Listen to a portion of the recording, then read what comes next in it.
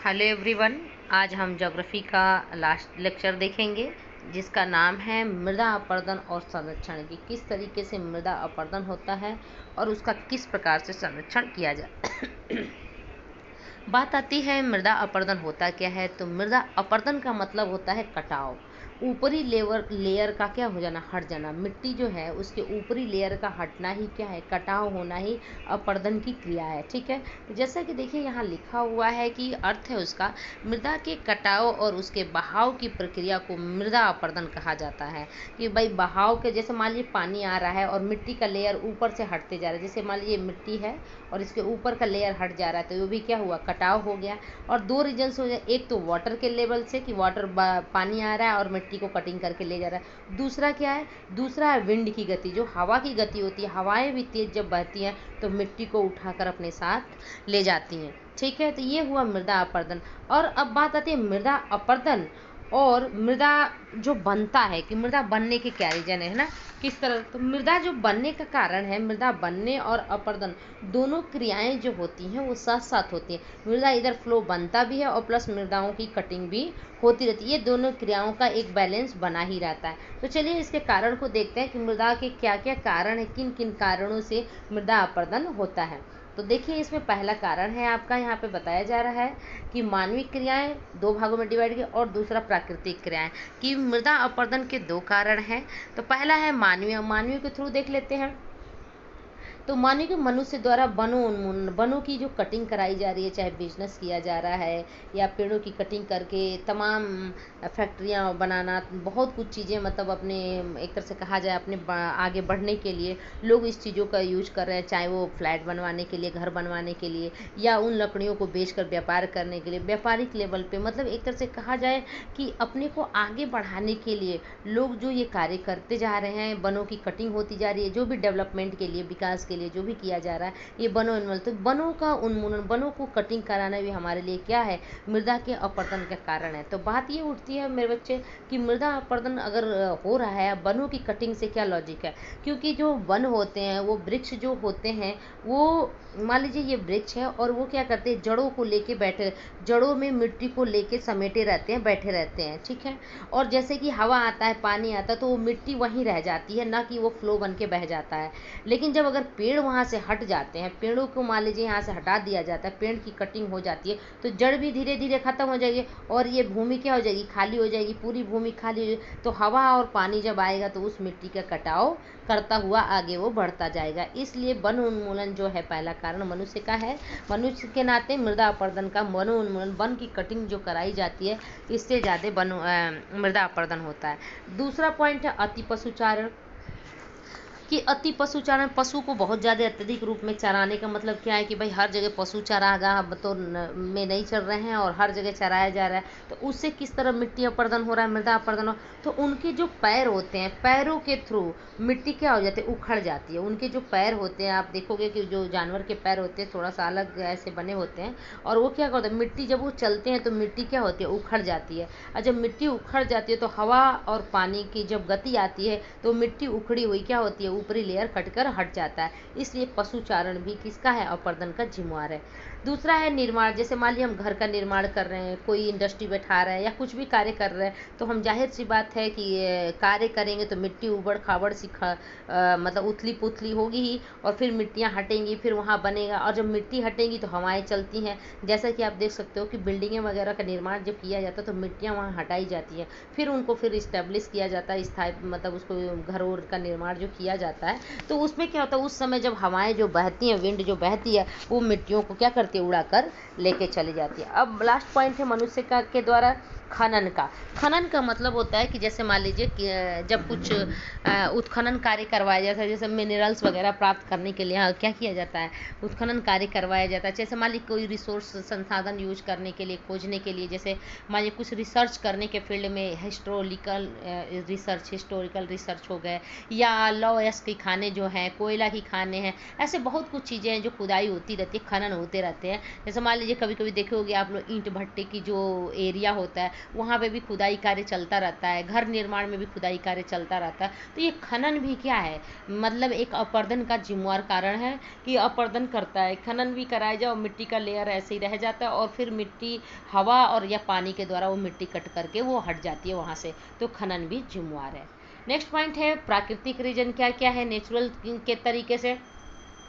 तो देखा जाए हवाओं के द्वारा तो आप अभी बार बार डिस्कस हो रहा है कि ऐसे भी तेज जब गति की हवाएं चलती हैं बहुत तेज, तो वो क्या होती हैं, वो मृदा अपरदन करती हैं। हिमनद क्या है कि अगर बर्फीली नदियाँ जब ऊपर से नीचे तरफ जैसे बरसात के टाइम में बहुत चौड़ा विस्तृत रूप ले लेती हैं, तो वो बहुत तेज़ी से जब नीचे फ्लो बना के आती हैं तो वो क्या करती हैं, मिट्टी का कटाव जमकर करती हैं, बहुत अत्यधिक रूप में वो मिट्टी का क्या करती हैं, कटाव करती हैं। और जल द्वारा तो होता ही है नदियों का कि जलों के द्वारा आप क्या होता है, पानी के द्वारा मिट्टी का हटना, तो ये प्राकृतिक कारण थे। ठीक है, चलिए आगे चलते हैं। मृदा अपरदन में और क्या क्या चीज़ें हैं कि मृदा अपरदन में प्रॉब्लम क्या क्या और चीज़ें होती हैं। जैसे देखिए यहाँ पे पॉइंट दिया है मृदा अपरदन का अवनलिकाएं, कि अवनलिकाएं फिर क्या होती है, अवनलिकाएं होती क्या है, लिखा तो बहता हुआ पानी मृतिका युक्त मृदाओं को काटते हुए गहरी वाहिकाएं बना देता है। जैसे देखिए मान लीजिए बहता हुआ पानी, एक पानी ऊपर से फ्लो बनते हुए आ रहा है, ये पानी है और वो फ्लो बनते हुए आ रहा है,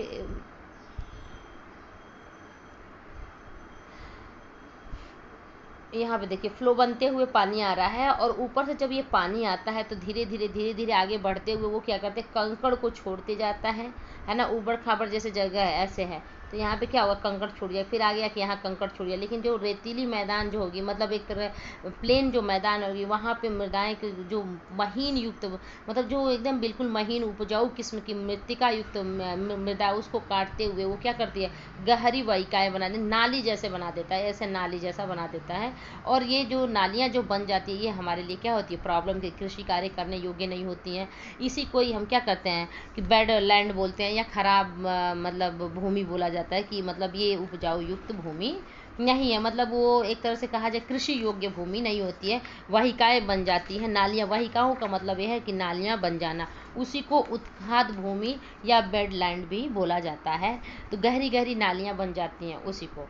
ठीक है, अवनलिकाएं वही होती हैं जो गहरी नालियों जैसा बन जाती हैं, जब क्या होता है, जब तेज पानी का बहाव आता है और नाली का रूप बना देता है खेतों में, जगहों में, तो वहाँ कृषि कार्य कर पाना मुश्किल है। क्यों मुश्किल है, क्योंकि वो ज़मीन जो होती है ऊबड़ खाबड़ हो जाती है, ऊबड़ खाबड़ ऐसे हो जाएगी, यहाँ नाली बन गई, ये ऊपर ऊंची भूमि है, ये नाली बन गई, तो इसको कृषि कार्य करना हमारे लिए क्या हो जाएगा, वेरी डिफिकल्ट हो जाएगा। इसलिए तो ये अवनलिकाओं को ही क्या बोलते हैं, बेडलैंड या उत्खाद भूमि बोलते हैं। इसी में देखिए दूसरा पॉइंट दिया है चादर अपर्दन, बात आती है सीट अपर्दन क्या होता है भाई, चादर, जैसा कि नाम के थ्रू ही पता चला, चादर मतलब चौड़ी एरिया। ठीक है, कई बार पानी विस्तृत क्षेत्र में ढके हुए ढाल के साथ नीचे की ओर बहता है, जैसे ये ज़्यादातर बरसात में होता है, जिसके कारण ऊपरी मिट्टी घुलकर पानी के साथ बह जाता है। तो जब ऊपरी लेयर की मिट्टी का कटाव काफ़ी एक बड़े चौड़े इलाके में होता है, उसे ही वो क्या बोलते हैं, चादर अपर्दन बोलते हैं। नेक्स्ट पॉइंट पे चलते हैं और नेक्स्ट पॉइंट देखिए इसी में दिया है, इसके अतिरिक्त कृषि के गलत तरीकों से भी मृदा अपरदन। अब बात आती है कृषि के किस तरीके से, गलत तरीके से, जैसे मान लीजिए खेती की, कृषि की जुताई हो रही है ना, खेत जोता जा रहा है और उसको सही फॉर्म में नहीं जोता जा रहा है, गलत तरीके से जो जोता जा रहा है, जैसे मान लीजिए एक ऐसे हल चल रहा है, एक ऐसे एक ऐसे एक ऐसे, है ना, सही फॉर्म में चलने का मतलब एक सीधा, फिर एरिया आप देखोगे ज़्यादातर कृषि का ऐसा ही होता है, ऐसे कृषि कार्य जोता जाता है, ये जो राइट है ना।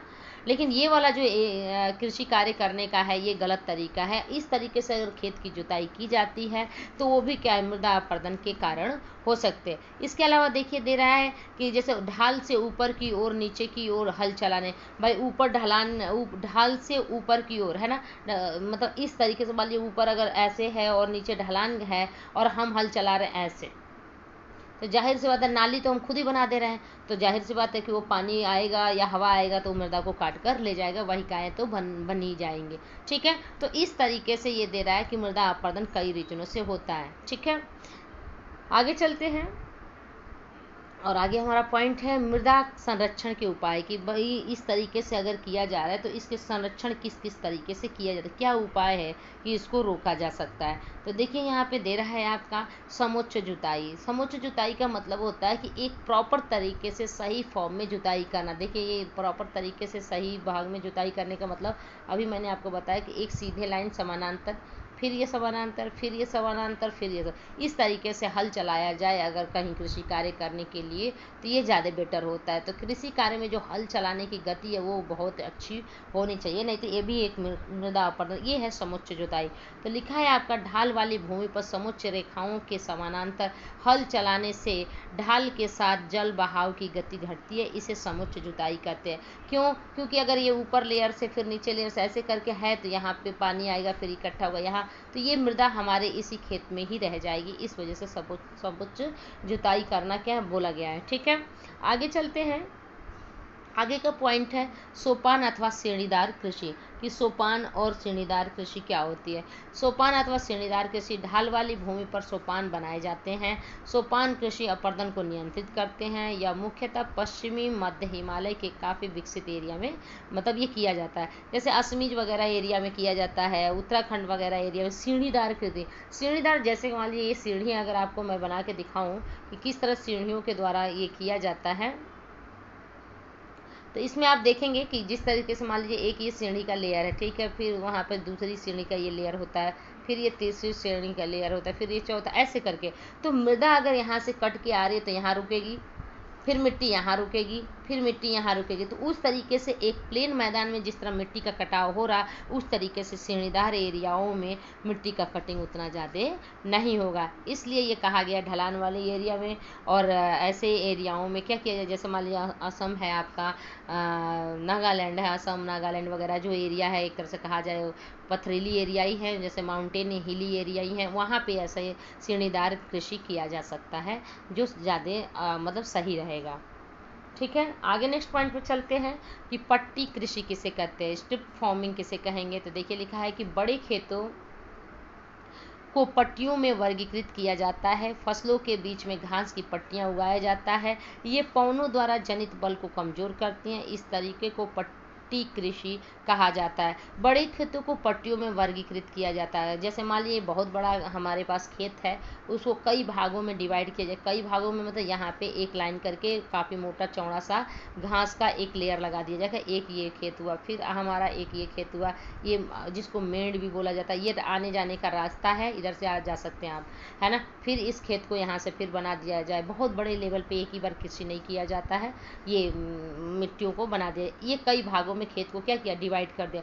बड़े खेतों को पट्टियों में वर्गीकृत कर दिया जाता है।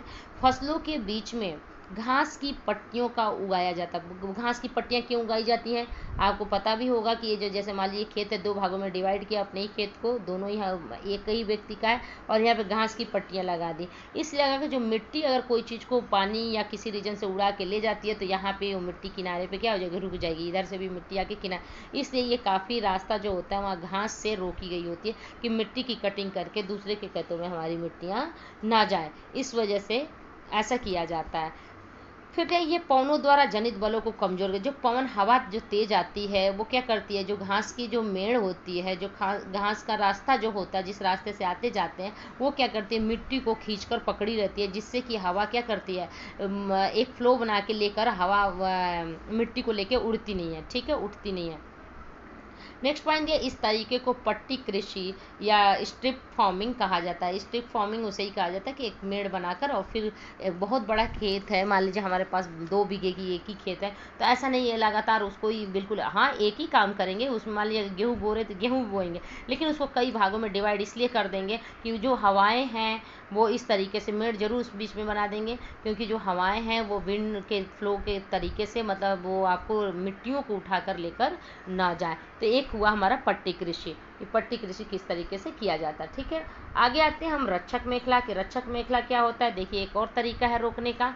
हमने देखा कई तरीके से, एक तो देखा आपका सीढ़ीदार खेती, दूसरा देखा पट्टीदार कि भाई पट्टेदार कृषि करके, फिर समुच्च जुताई करके, फिर हमारा ये चौथा अगर देखा जाए तो शेल्टर बेल्ट, रक्षक मेखला, पेड़ों की कतारों को लगातार रक्षक मेखला बनाकर लगातार लगा के, जैसे मान लीजिए कि एक वृक्ष यहाँ पे है, ठीक है, एक वृक्ष यहाँ पे है, एक वृक्ष यहाँ पे, एक वृक्ष यहाँ पे है, एक वृक्ष है। इससे क्या होगा, इस एरिया का मृदा बहुत जल्दी नहीं उड़ सकता है। ठीक है, तो वही तरह पेड़ों की कतारों में लगाकर एक रक्षक मेखला बनाकर ये कार्य किया जा सकता है, मतलब मृदा अपरदन को रोका जा सकता है। दूसरा पॉइंट है, पवनों की गति को कम किया जा सकता है, कि जो विंड की जो गति है, अगर ये रक्षक मेखला लगाया गया है तो विंड का जो तेज फ्लो है बहने का, उसको थोड़ा सा कम किया जाए। पेड़ उनको गति को क्या करते हैं, कंट्रोल करते हैं, रोकते हैं। पश्चिम भारत में इन रक्षक पट्टियों का रेतीली टीलों में स्थायीकरण में महत्वपूर्ण योगदान रहा है, कि पश्चिम भारत में जहाँ कृषि कार्य किया जाता है वहाँ रेतीली मृदा ज़्यादा है, ज़्यादातर वन वगैरह, बड़ी बड़ी झाड़ियाँ तो होती नहीं है, छोटी वगैरह झाड़ियाँ वगैरह होती, पेड़ तो होते नहीं हैं। तो इस वजह से वहाँ पे ये कार्य किया गया रक्षक मेखला लगा के, कि जो मृदाएँ वहाँ पे सबसे ज़्यादा अगर देखा जाए हवा के माध्यम से, तो वहाँ मृदा अपरदन बहुत ज़्यादा होता है, तो इसलिए वहाँ रक्षक मेखला लगाकर वहाँ रोका गया है। ठीक है, तो ये हुई आपकी क्लास यहाँ तक, और अभी अगर कुछ डाउट हो तो आप लोग पूछोगे कमेंट बॉक्स में, अगर नहीं डाउट हो तो ठीक है। देखिए, इसमें आपका मृदा संरक्षण के एक बार और उपाय डिस्कस कर देती हूँ, कि मृदा के संरक्षण के उपाय क्या है, समुचित जुताई, वही एक लेयर में वही समानांतर जुताई, हल चलाया जाए, फिर श्रेणीदार कृषि, ठीक है, पट्टी की कृषि, रक्षक मेखला, इस तरीके से हम क्या कर सकते हैं, मृदा अपरदन को रोक सकते हैं। तो ऐसे भी ये हमारा बहुत वेरी इंपॉर्टेंट पॉइंट है, हर बार पूछा जाता है, इसके से कुछ ना कुछ क्वेश्चन बनते ही बनते हैं। तो चलिए, ये चैप्टर यहीं द एंड होता है।